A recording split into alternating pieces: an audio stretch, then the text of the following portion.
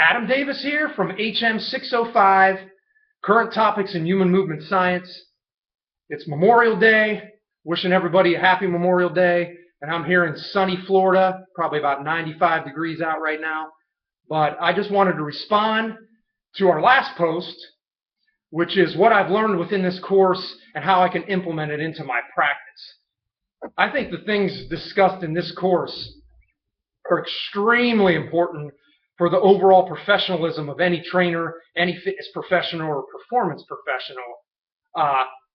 In my experience, I've been in so many gyms. I've trained in college. I've trained professional athletes. And a lot of the information that comes to me is non-evidence-based science. So I think the overall generalization of this course is to show how important research science is to extend change within the future of this industry.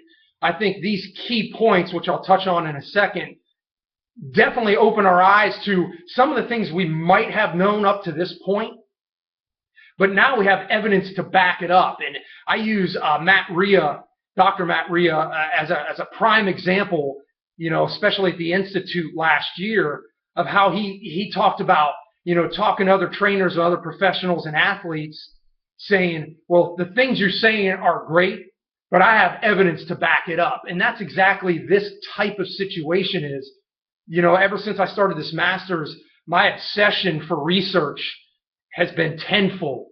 To trainers coming up to me left and right saying, I have a situation here. What can you find on this information? So I'll use the knowledge that I have, look at the research literature and really pinpoint a better decision process making for how I would attack the situation.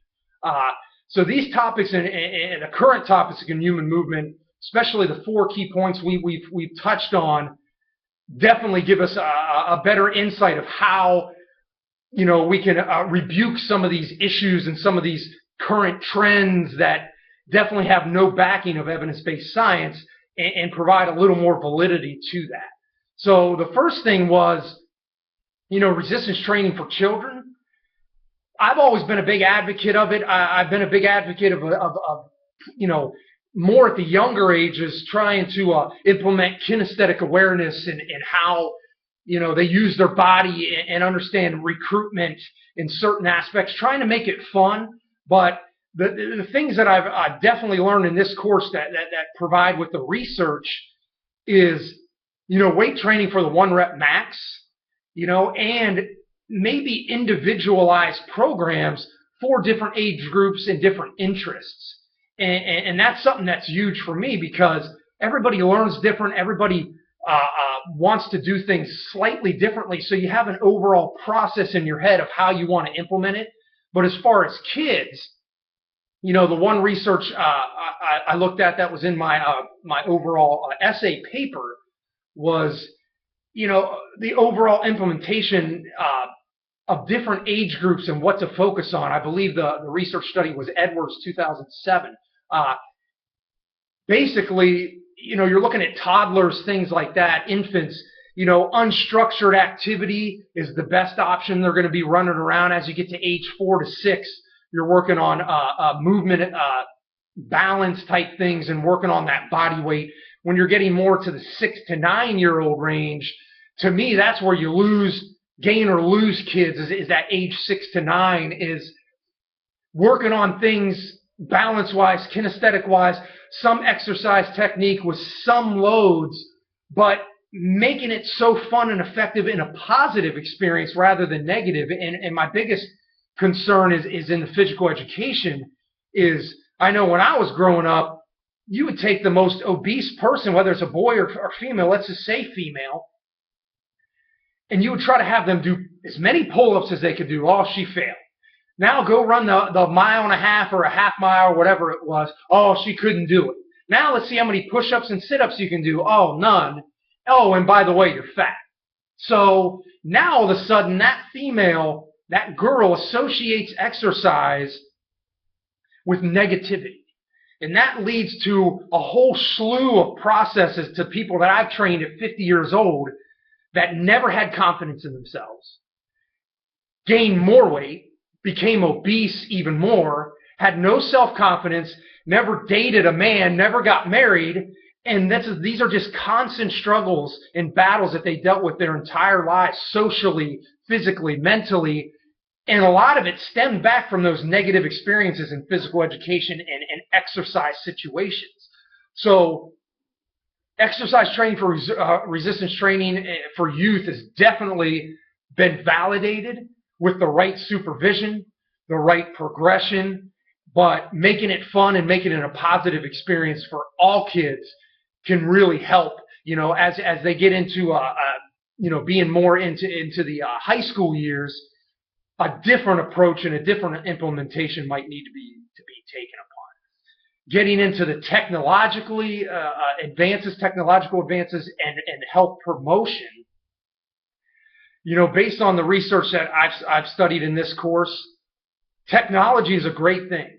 I mean, it can help in all aspects, and we've been doing it for the last 5 to 10 years, looking at online programs and different things, cheap ways to do training. $9 a month comes to your inbox. I have a friend in Columbus, Ohio that's currently doing inbox training where he creates tons of exercise programs. Someone pays like $10 a month, and every day they get this in their inbox, a 15-minute high-intensity program designed for different needs.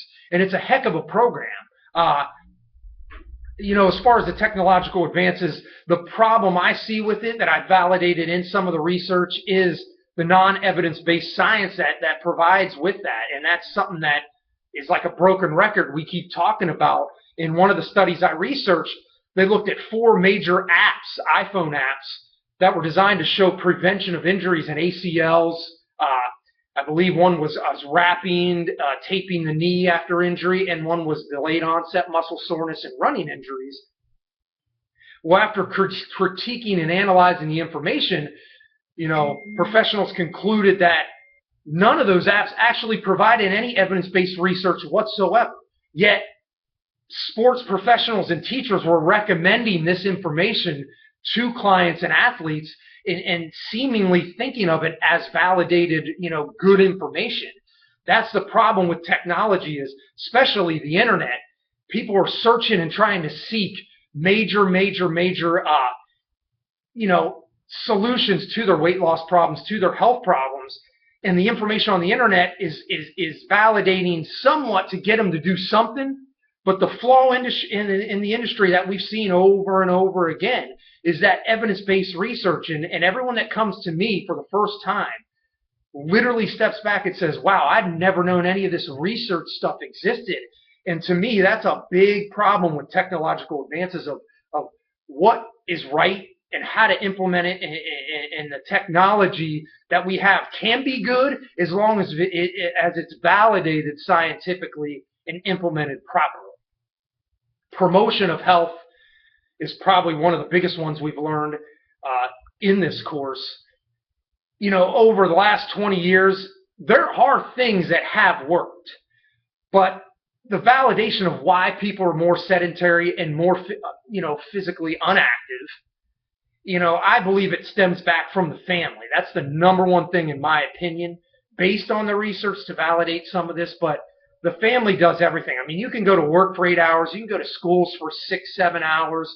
When you get home, what are those values in the family, and how do they live their lifestyle, usually dictates a lot of that. And in some of the evidence-based research that we've discussed, when research attacks the family and the education of how you integrate family into healthy lifestyle behaviors and habits, almost every time they've showed positive correlations with being effective.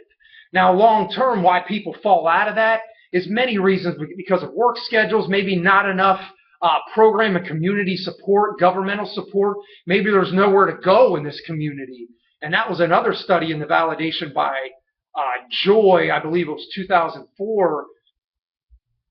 She validated providing more wellness centers, funding for more paths and recreational parks and community outreach programs to get families educated on why they should be healthy, and providing more areas for them to do that. Having governmental agencies and communities come together to create that. I think we've done a decent job depending on where you're at. Here in Florida, they do a fairly decent job because people are so active. I know in Colorado, probably the healthiest state as far as a weight and obesity wise, they do a decent job of implementing those programs. Me personally, I'm from southeastern Ohio, and if you've been there, they don't even know what exercise is, half of them. So it all depends on the areas you are. You know, Alabama is one of the heaviest states, Alabama, Mississippi. So there's lifestyle changes there that need to be made, you know, as far as implementing programs for nutrition. I know in one of the research studies for health promotion, Catch was the program, what the program was called, and it was in the schools, and it was designed to look at the school lunch programs and decrease the fat content and increase vigorous to moderate physical activity. That actually worked as a 3-year study for 3 years all the way into 8th grade from the youngest ages. They showed signs of implementing that program all the way into the 8th grade. So that program did have a major positive effect. However, when they got to high school, you saw that decrease in a lot more, and that's what I validated earlier, is that promotion needs to be a little bit different, individualized when they get to the later ages of life, into the more high school eras. Too many things in high school that influence different ways that you got to keep that activity level going somehow, some way. I think overall technology and promotion needs to be a multidisciplinary approach, from the government to communities to families, especially, all the way trickling down to the schools. That's the only way it's going to work. We need to have many, many focuses on some technological, because people respond to technology. Some people don't. There's a lot of research that showed these people didn't respond to research, but they respond to the one-on-one counseling that sometimes fitness and programs can bring. So having many different avenues that are supported by the government and that are a top priority, that's the difference. Having a program is one thing, but having the priority to implement it and deliver it, that's a completely different approach. Finally, the ACL injuries is probably one that I enjoyed reading the most and understanding, because everybody knows you need to work out for ACLs, but I think this discussion validated a lot more of evidence-based research of how to prevent it. Now, we know overall execution of good progressive programming, from stability, strength, power, neurological components, can help that. We looked at the core and how that plays a very influential role. I personally love the biomechanic breakdown of what we need to screen to see the potential for injuries. The gluteus medius firing up. What's the foot doing at the subtalar joint? Is it altering the femur and the loading of the glutes of the core? Is there a thoracic kyphosis of an inability to load the abs? These are all specific things biomechanically that can put someone at risk. Talking females, you know, one of the major things that I validated that I could really take from this course in the research I studied was the hormonal changes. That was something I really wanted to know more about. And evidence from what I saw in some of my posts and some of my research was the testosterone levels of females that had continuously exercised and progressed, maybe in a competitive sports situation or just training in general.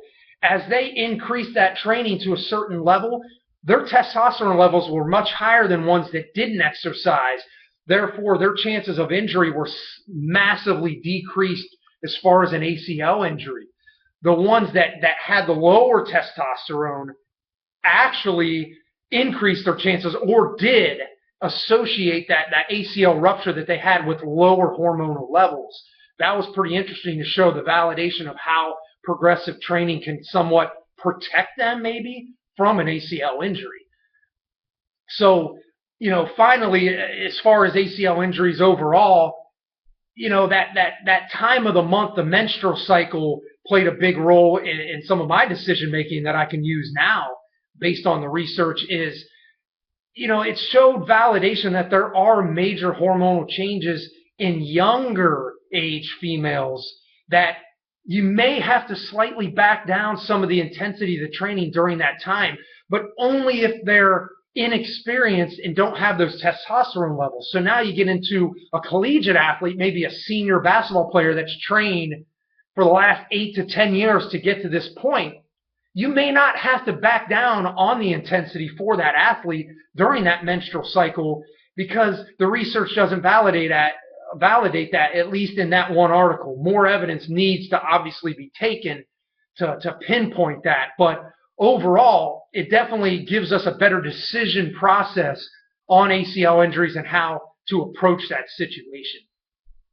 So in conclusion, I just wanted to say this was a great course. I had a good time learning from all of you, learning from Alicia herself, and definitely I'm going to take a lot of this into my decision making to further my career. You know, research is great. It doesn't totally validate, but it definitely gives us eye openers to look at more research, or at least drive professionalism and drive what we need to do. And that is huge in this industry. The industry is flawed, as we know.